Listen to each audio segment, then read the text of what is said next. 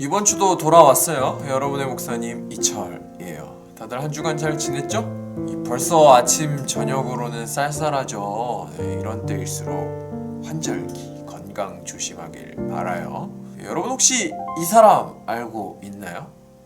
그렇죠. 백종원 씨죠?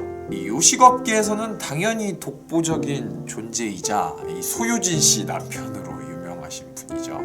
특별히 골목식당이라는 프로그램에서는 다년간 연마해온 자신의 노하우를 바탕으로 장사가 잘 안 되는 가게를 위한 솔루션을 제시하고 있어요. 가만보면 어떻게 하면 저렇게 장사와 이 음식에 관해 잘 알까 싶을 정도로 이 엄청난 모습을 보여주고 있죠. 이 백종원 씨 말대로 해서 이 잘 되는 가게가 있는 반면에 간혹 솔루션을 무시한 채 고집을 꺾지 못하는 사장님의 모습이 전파를 타기도 해요. 다 이유 있는 조언임에도 불구하고 자신의 경영, 음식 철학을 고집하며 자신의 생각을 전혀 바꾸려 하지 않죠. 일부는 기분 나빠하기까지 해요. 자신이 틀렸다는 소리가 듣기 싫어서 귀를 닫아버리죠. 얼마 전에 백종원 씨의 솔루션을 무시한 가게들이 후에 어떻게 됐을까라는 인터넷 기사를 본 적 있어요. 그리 형편이 나아지지 못했거나 상황이 더 나빠져서 장사를 그만둔 사람까지 있더군요. 진심 어린 현명한 조언을 무시한 채 자신의 생각을 꺾지 않았기에 좋지 않은 결과가 찾아온 거예요. 잔소리로 치부해버리며 자신의 생각이 끝까지 옳다고 고집하는 오늘 말씀에서 등장하는 이스라엘이 바로 그런 모습이에요. 자, 그럼 자신의 고집이 하나님의 말씀보다 앞서 마침내 파국을 맞이하는 이스라엘의 이야기 함께 들어볼까요?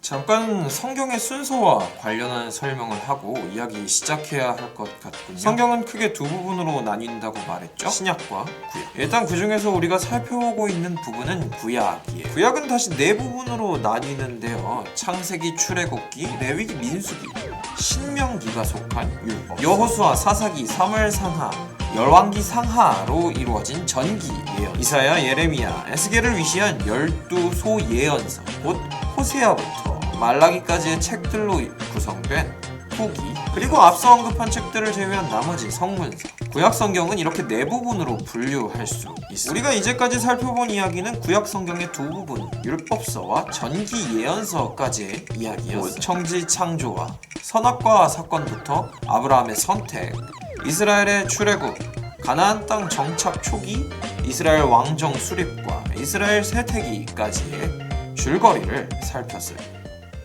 꽤 많이 살펴봤죠? 오늘 살펴볼 이야기는 바로 후기 예언서예요. 지난 시간 이스라엘의 이야기 기억나죠? 부족함 없이 승승장구하던 이스라엘이 점차 하나님과 멀어지고 마침내 쇠락의 길을 걸었다고 했어요. 아니, 그럼 이스라엘이 이렇게 망해가는 동안 하나님은 뒷짐지고 가만히 계셨을까요? 절대 아니었어요. 하나님께서는 당신에게서 멀어지는 이스라엘을 붙잡기 위해 고군분투하셨어요. 예언자들을 보내셔서 이스라엘의 잘못을 고치시려고 노력하셨어요. 이스라엘이 그대로 잘못된 길을 계속 가다가 망할 게 불보듯 뻔했어요. 그래서 하나님께서는 계속해서 예언자를 보내셨어요. 지난 시간까지 살펴본 전기 예언서 곳곳에서 하나님께서 보내신 예언자의 목소리를 들을 수 있죠. 뿐만 아니라 후기 예언서는 아예 통으로 처음부터 끝까지 하나님께서 이스라엘에게 하신 말씀, 엇나가는 이스라엘을 위한 솔루션이요. 구약 성경 중 당연 압도적인 분량의 후기 예언서 전체가 이스라엘을 위한 솔루션이었음에도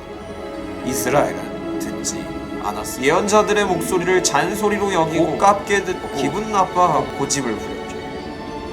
그 결과는 지난 시간에 잠깐 언급했던 이스라엘의 패망이었습니다. 놀랍게도 하나님께서는 이스라엘이 망한 후에도 예언자를 보내어 계속해서 말씀하셨어요. 그렇게 하면 안 된다. 내 이야기를 들어라. 다시 너희가 예전처럼 잘 나갈 수 있도록, 아니 그보다 더 잘 나갈 수 있도록 도와주겠다. 이렇듯 후기 예언서는 망해가는 이스라엘을 돕기 위한 하나님의 솔루션이 담겨있는 책이라 할 수 있는 거죠.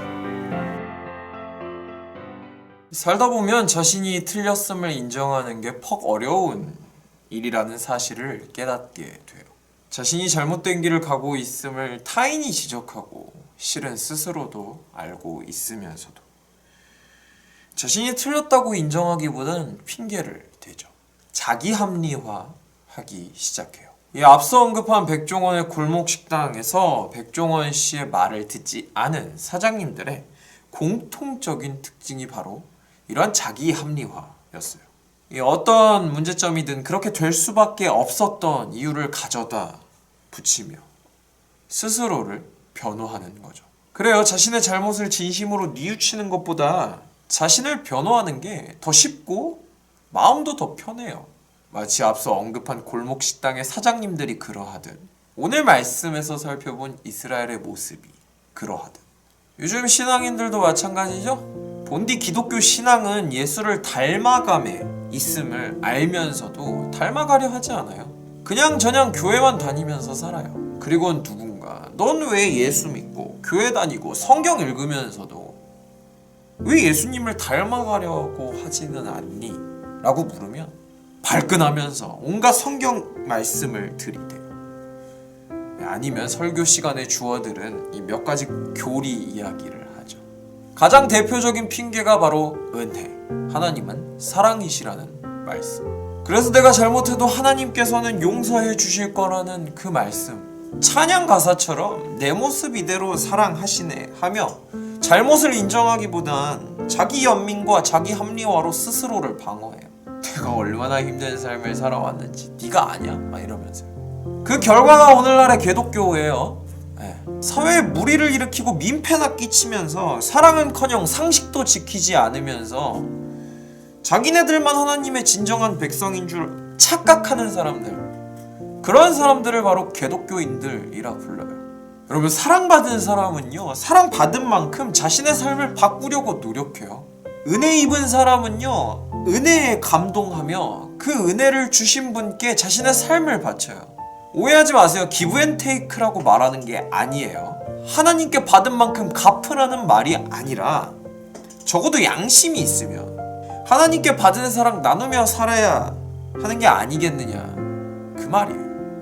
이 하나님께서는 언제나 저와 여러분에게 말씀하고 계세요. 여러분, 자기 연민과 자기의 합리화를 두른 비겁한 그리스도인이 아니라 하나님과 말씀 앞에서 자신을 언제나 깨뜨리고 잘못한 점이 있다면 정직하게 받아들이는 저와 여러분이 됐으면 좋겠어요. 자신의 잘못을 있는 그대로 인정하고 받아들이는 삶, 정직한 삶으로 하나님의 말씀에 귀를 기울이며 또 한 주 살아내는 우리 경민청소년부 됩시다. 목사님은 이만 물러갈게요. 다음 주에 또 돌아올게요. 그때까지 안녕.